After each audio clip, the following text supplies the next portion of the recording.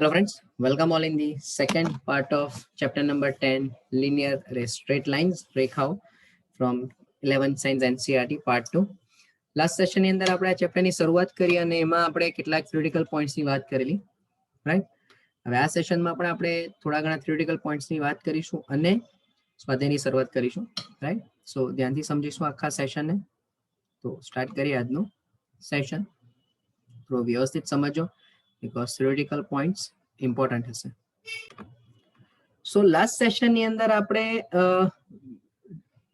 એન્ડમાં બે બિંદુમાંથી પસાર થતી રેખાના ઢાળ વિશે ચર્ચા કરેલી, રાઈટ? હવે બહુ ધ્યાનથી સમજીએ, આપણે નેક્સ્ટ પોઈન્ટ પર જઈએ કે જેમાં આપણે ચર્ચા કરીશું બે રેખા વચ્ચેનો ખૂણો. ઓકે, બહુ ધ્યાનથી સમજો. સો ટોપિક છે આપણા માટે બે રેખા વચ્ચેનો ખૂણો, એંગલ બિટવીન ટુ લાઇન્સ. બહુ અગત્યનો પોઈન્ટ છે, બહુ ધ્યાનથી સમજો. તો આપણે ઉદાહરી લઈએ કે ભાઈ ધારો કે બે રેખામાં પૈકી એક રેખાએ એક્સ અક્ષની ધન દિશા સાથે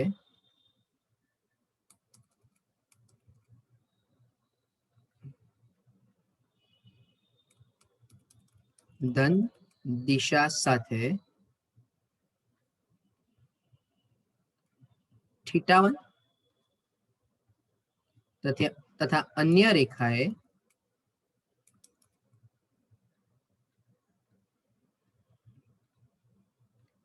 θ2 માપનો ખૂણો બનાવ્યો છે. Just a minute.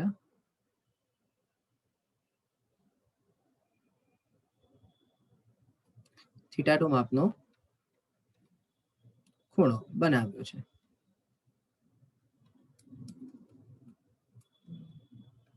રાઈટ? તો હવે કન્ડિશન કેવી હશે જરા ધ્યાનથી સમજો.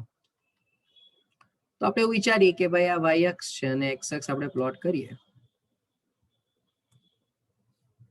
તો પહેલી રેખા ધારો કે આપણે એવી વિચારી લઈએ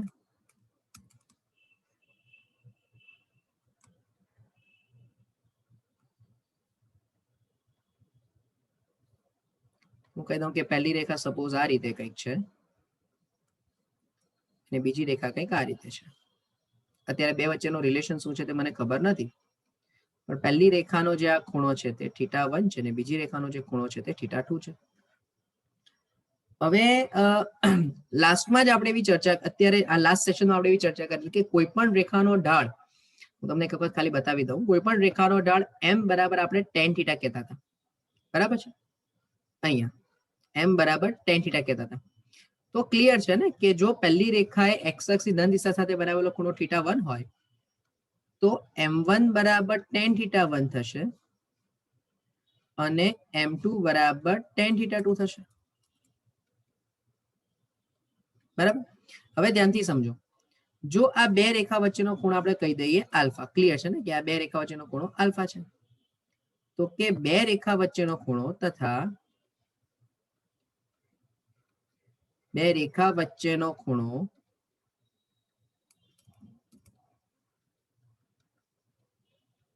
આલ્ફા હોય તો જો હું ધારો કે આ ટ્રાયેંગલ વિચારું ઓ એ બી, બરાબર?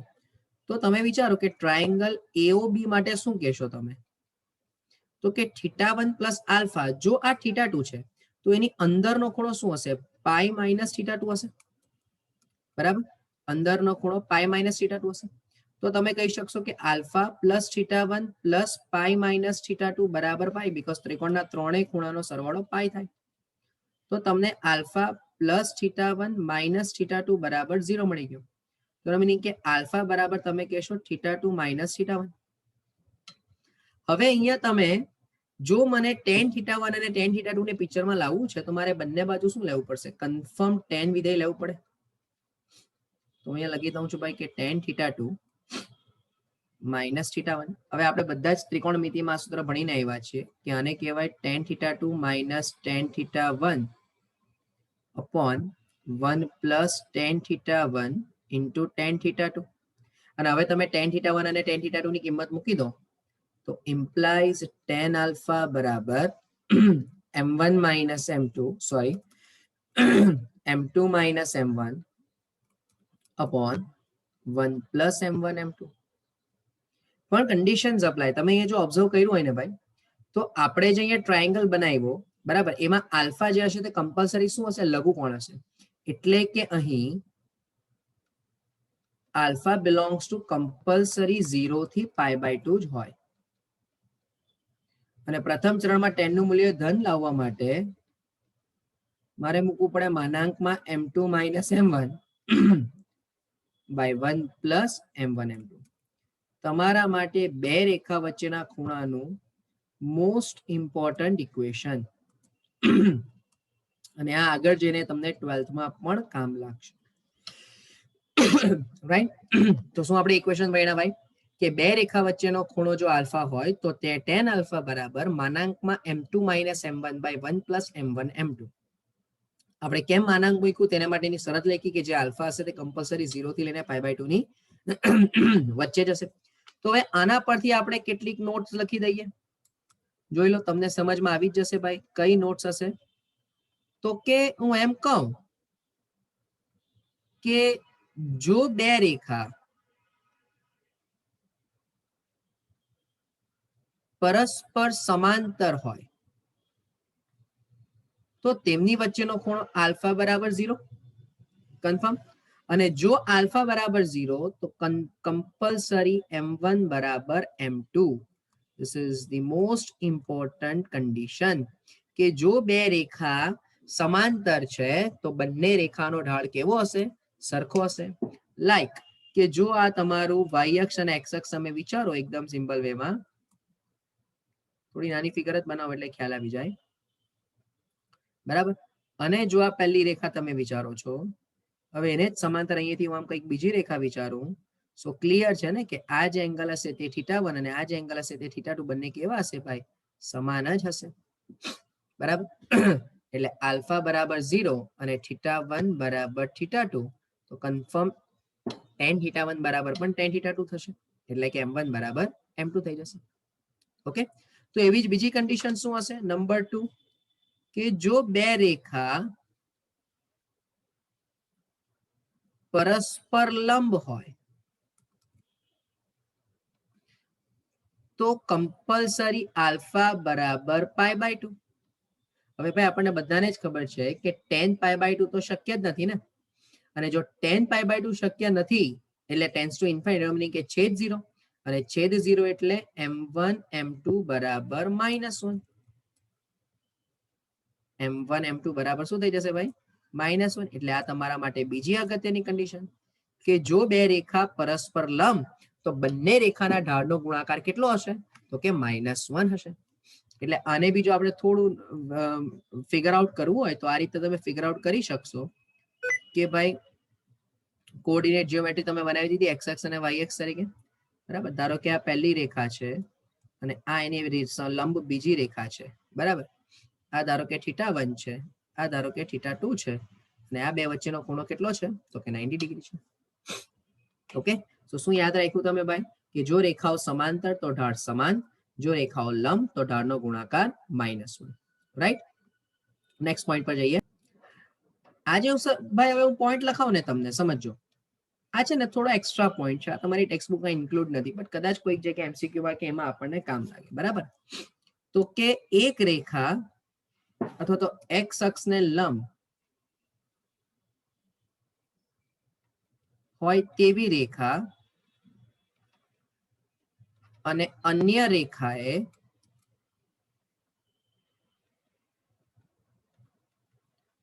x અક્ષની ધન દિશા સાથે બનાવેલો ખૂણો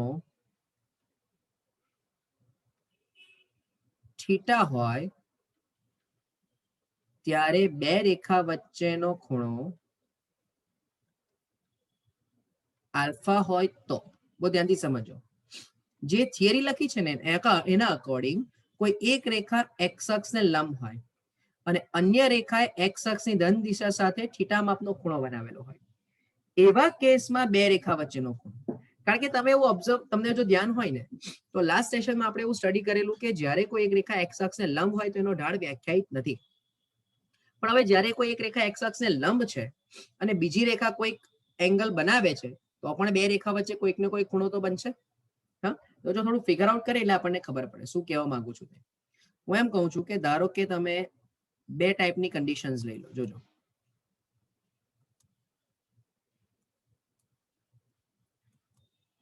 એઝ આઈ સેડ કે આપણે બે કન્ડિશન્સ લેવી છે. આ તો ઓલરેડી વાય એક્સ અને એક્સ અક્ષ તો છે જ, એના વગર તો રેખા બની જ નહીં શકે. તો પહેલી પોસિબિલિટીમાં ધારો કે આ રીતે તમે એક રેખા વિચારી છે, બરાબર. એ રેખા એલ છે કે જે એક્સ અક્ષને લંબ છે અને અન્ય કોઈક રેખા આ રીતે છે કે જેને એક્સ અક્ષની ધન દિશા સાથે બનાવેલો ખૂણો થીટા છે, બરાબર. બીજી એક શરત એવી છે કે જેમાં આ રીતે કોઈક રેખા છે જેને આપણે એલ કહી દઈએ અને અન્ય કોઈક રેખા આ રીતે છે. હવે આ કેસમાં ક્લિયર છે કે એને ધન દિશા સાથે બનાવેલો ખૂણો થીટા હશે. બંને કેસમાં આલ્ફા બે રેખા વચ્ચેનો ખૂણો અહીંયા છે, આ આલ્ફા છે, આ 90 ડિગ્રી છે બંને કેસમાં. તો પહેલો કેસ જરા વિચારો. પહેલા કેસમાં જે રેખા એમ છે, આ જે બીજી રેખા છે કે જેને એક્સ અક્ષની ધન દિશા સાથે બનાવેલો ખૂણો થીટા છે, તો એનું જે થીટા હશે તો કે અહીં થીટા જે હશે એ ગ્રેટર ધેન, એટલે કે theta belongs to pi by 2 થી પાઈ ની વચ્ચે હશે.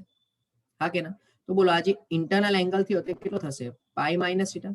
તો તમે આ ત્રિકોણ પરથી વિચારો તો શું કહેશો ભાઈ તમે? તો કે ત્રિકોણના ત્રણ ખૂણાનો સરવાળો alpha plus pi by 2 plus pi minus theta બરાબર પાઈ. તો ભાઈ alpha plus pi by 2 minus theta બરાબર 0. તો તમને આલ્ફા બરાબર મળી ગયું theta minus pi by 2, right. આ પહેલી શરત મળી ગઈ કે જો તમને બે રેખા પૈકી એક રેખા એક્સ અક્ષને લંબ આપી છે અને બીજી રેખા એક્સ અક્ષની ધન દિશા સાથે 90 ડિગ્રી કરતા મોટો ખૂણો બનાવેલો છે, તો બે રેખા વચ્ચેનો ખૂણો આલ્ફા કોઈ ટેન થીટાનું સૂત્ર વાપર્યા વગર સીધું જ શું મળશે? થીટા માઇનસ પાઈ બાય 2 મળશે. પણ હવે એ જ વસ્તુ જ્યારે કોઈ રેખા એક રેખા લઘુકોણ બનાવે છે, સમજો, એટલે અહીંયા ક્લિયર ખબર પડશે મને કે આ જે થીટા હતો તે ગુરુકોણ હતો અને આ જે થીટા છે એ કયો થશે? લઘુકોણ થશે. ચાલ તો હવે આના વિશે વિચાર કે અહીં જે થીટા મળવાનો તને એ મળવાનો 0 થી પાઈ બાય 2 ની વચ્ચે. તો આ કેસમાં theta plus alpha plus pi by 2 બરાબર પાઈ. તો ક્લિયર છે કે આલ્ફા બરાબર તને pi minus pi by 2 minus theta મળશે. એટલે આલ્ફા બરાબર તને મળી જશે પાઈ બાય 2 માઇનસ થીટા. બોલો હા કે ના? તો હવે ધારો કે તમારે વ્યાપક રીતે વિચારવું હોય તો માટે વ્યાપક રીતે જો કોઈ એક રેખા એક્સ અક્ષને લંબ છે અને અન્ય રેખા એક્સ અક્ષની ધન દિશા સાથે બનાવેલો ખૂણો થીટા છે, પછી ભલે લઘુકોણ હોય કે ગુરુકોણ, તો સીધું જ એનું મૂલ્ય આલ્ફા બરાબર માનાંકમાં પાઈ બાય 2 માઇનસ થીટા. હવે જો થીટા પાઈ બાય 2 થી મોટો હશે, થીટા પાઈ બાય 2 થી મોટો હશે તો ઓટોમેટિકલી માનાંક લીધે એનો જવાબ ધન થઈ જશે. અને જો થીટા પાઈ બાય 2 થી નાનો હશે તો જવાબ એઝ ઇટ ઇઝ ધન જ મળવાનો છે. અને આપણને એવું ખબર છે કે આ જે આલ્ફા છે તે હંમેશા કોની વચ્ચે હશે? 0 થી લઈને પાઈ ની વચ્ચે જ હશે, કારણ કે બે રેખા વચ્ચેનો શું દર્શાવે છે? ખૂણો દર્શાવે છે. સોરી, 0 થી લઈને પાઈ બાય 2 ની વચ્ચે જ હશે. ઓકે, સો હોપ કે આ પણ એક થિયોરેટિકલ પોઈન્ટ તમારા માઇન્ડમાં ક્લિયર થયો હોય. અને હવે આટલાનો ઉપયોગ કરીને આપણે એક્સરસાઇઝની શરૂઆત કરીએ. ચાલો, તમને એવું કીધું છે કે યામ સમતલમાં બિંદુઓ વાળા ચતુષ્કોણ ને દોરો અને એનું ક્ષેત્રફળ શોધો. ચલો, યામ સમતલમાં જ્યારે તમારે આ બિંદુ ડ્રો કરવા હોય, એટલે કે ચતુષ્કોણ ડ્રો કરવો હોય, તો પહેલા તો તમને પોઈન્ટ્સ પ્રોપર જોઈશે ભાઈ, બરાબર. આપણે બિંદુઓ ડ્રો કરવા છે તો નામ આપી દઈએ અહીંયા 1 2 3 4 5 6. અહીં એવું જ ઋણમાં 1 2 3 4 5 6, 1 2 3 4 5 6 7, અને અહીંયા માઇનસમાં આપી દઈએ. ચલો, પહેલું બિંદુ છે -4 5, એટલે -4 અહીંયા આવશે અને 5 એટલે કશે અહીંયા આવશે. થોડું ઘણું 1 2 3 4 એટલે થોડું ઘણું વેરિએશન તો તમારે સમજી લેવું પડશે, રાઈટ. એટલે અહીંયા આપણે કશે પહેલું બિંદુ લઈ લઈએ. પછી 0 7 એટલે અહીંયા કશે લઈ લઈએ. 5 -5 એટલે એક્સયામમાં 5, 1 2 3 4 5, અને વાયયામ પણ -5 એટલે અહીંયા કશે લઈ લઈએ. અને -4 -2 એટલે અહીંયા કશે લઈ લઈએ. તો આટલામાંથી ધારો કે બનતો ચતુષ્કોણ આપણે ચેક કરવો હોય તો કંઈક આ એક રીતે બનશે, બરાબર. આ પહેલી લાઈન, અહીંથી આ કંઈક બીજી લાઈન, એ કંઈક આમ ત્રીજી લાઈન અને આ ચોથી લાઈન. અને ચારેય બિંદુઓને નામ આપી દઈએ. પહેલું બિંદુ નામ આપી દઈએ -4 5, બીજા બિંદુને કહી દઈએ 0 7, ત્રીજા બિંદુને કહી દઈએ 5 -5 અને ચોથા બિંદુને કહી દઈએ -4 -2. અને હવે અહીંયાથી ધારો કે હું એક આમ વચ્ચેથી આમ રેખા વિચારું તો બોલો ચતુષ્કોણ ABCD નું ક્ષેત્રફળ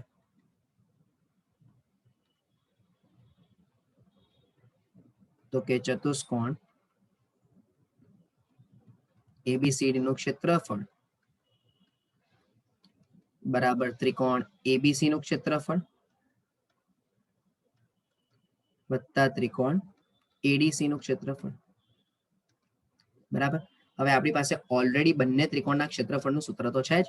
તો સૌથી પહેલા આપણે તો કે અહીં ત્રિકોણ ABC નું ક્ષેત્રફળ બરાબર હાફ માનાંકમાં, ચલો પહેલાને x1 y1, બીજાને x2 y2 અને ત્રીજાને x3 y3 લઈ લઈએ.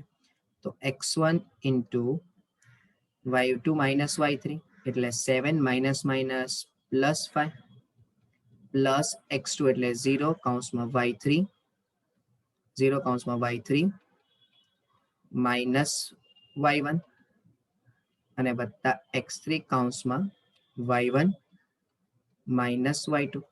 હોપ આ પોઈન્ટ સમજમાં આવ્યો હોય એટલે હાફ. ચલો 7 ને 5 12 એટલે -48 વત્તા 0 અને -2 એટલે -10 થઈ જશે. તો હાફ ઇન્ટુ -58. તો પહેલું ક્ષેત્રફળ તમને મળી ગયું 29 ડેલ્ટા 1 બરાબર. ચલો હવે એવી જ રીતે તમે ત્રિકોણ ACD નું ક્ષેત્રફળ વિચારશો. તો ACD નું ક્ષેત્રફળ એટલે હાફ. સેમ વે હવે આમાં પણ આને તમે પહેલા A ને x1 y1 કહી દો, D ને x2 y2 કહી દો અને C ને x3 y3 કહી દો, રાઈટ. તો A1 એટલે -4 y2 minus minus plus y1 plus x2 એટલે -4 y3 અને માઇનસ y1 અને plus x3 into y1 plus y minus y2 એટલે +2. ચલો એટલે હાફ. આ -2 વત્તા 5 3 એટલે -12 -5 -5 -10 એટલે ઓછા વત્તા 40 અને 35. ચાલો એટલે અહીંયા હાફ -12 પ્લસ 75 તો અહીંયા થઈ જશે તમારી પાસે 63/2. ઓકે, આ ડેલ્ટા 2 આવી ગયું ભાઈ. તો માટે ચતુષ્કોણનું ક્ષેત્રફળ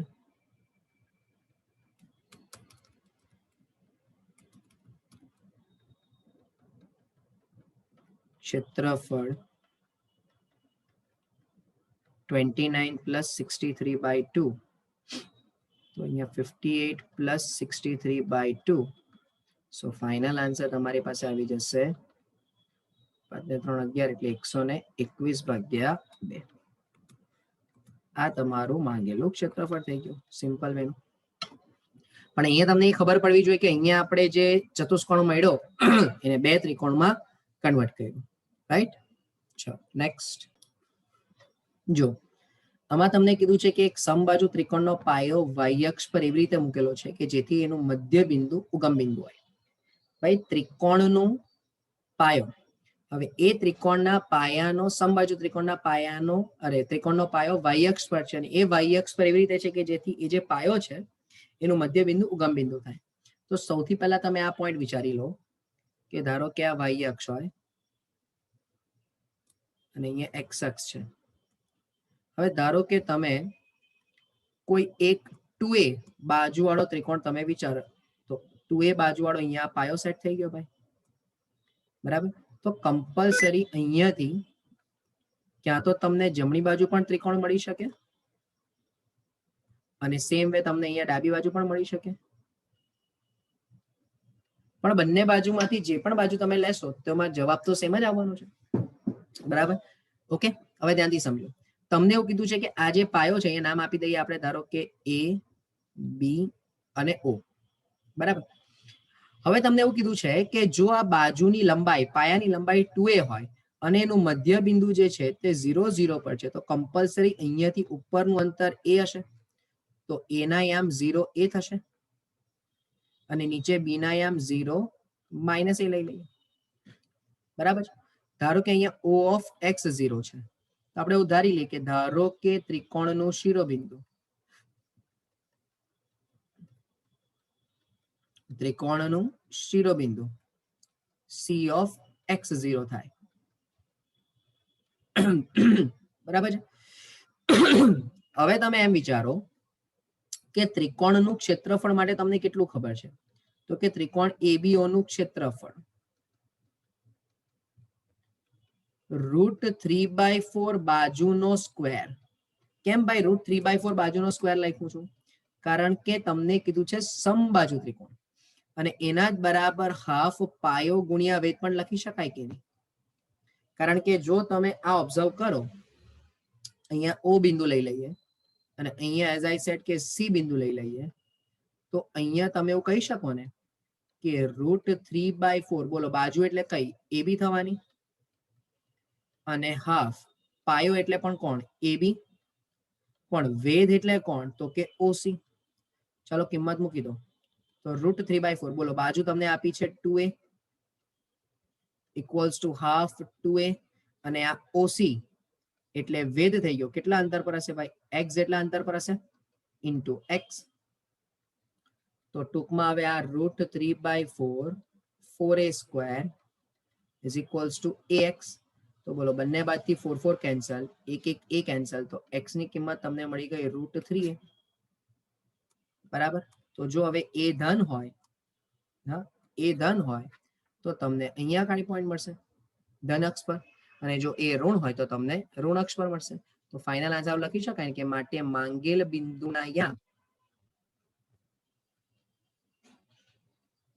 √3a0.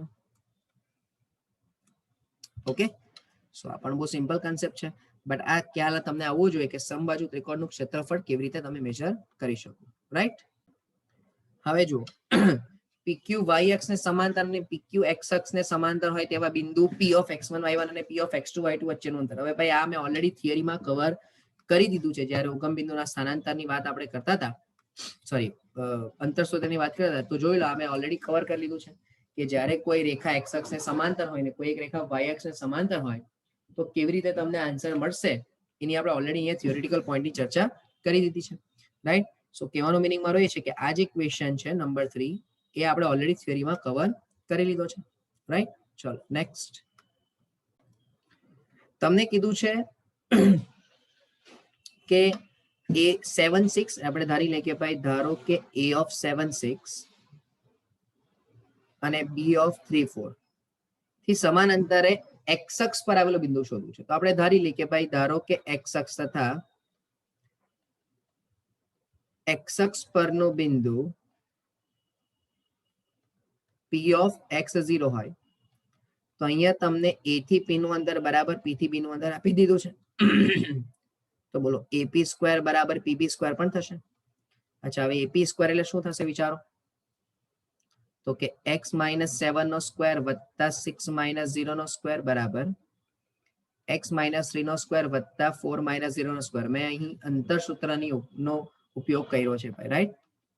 ચલો તો અહીંયા x² - 14x વત્તા 49 વત્તા 36 બરાબર x² - 6x વત્તા 9 વત્તા 16. બોલો બંને બાજુથી x² કેન્સલ. 14x ને તમે સામે લઈ જાઓ એટલે 14x - 6x equals to 49 plus 36 minus 9 - 16. તો અહીંયા 8x is equals to આ 40 plus 20 એટલે 60. તો x ની વેલ્યુ મળી જશે તમને 15/2. તો માટે બિંદુ P ના યામ શું થઈ જશે ભાઈ? તો કે 15/2 અને 0. બહુ સરળ ક્વેશ્ચન હતો ભાઈ આ તો. હા, એ જ રીતે હવે ધારો કે તમને y અક્ષ પરનું બિંદુ કીધું તો તમે શું કહેશો? 0y, એનો x યામ 0 હશે. રાઈટ. નેક્સ્ટ ક્વેશ્ચન ની અંદર છે કે p ઓફ 0 - 4 અને b ઓફ 8 0 ને જોડતા રેખાખંડના મધ્ય બિંદુ અને ઉગમ બિંદુમાંથી પસાર થતી રેખાનો ઢાળ, એટલે ભાઈ અહીંયા કોનો ઉપયોગ થશે? બે બિંદુમાંથી પસાર થતી રેખાનો ઢાળ શોધવાનો છે. તો સૌથી પહેલા તો આપણે ધારી લઈએ કે ભાઈ ધારો કે p ઓફ 0 - 4 અને b ઓફ 8 0 ને જોડતા રેખાખંડનું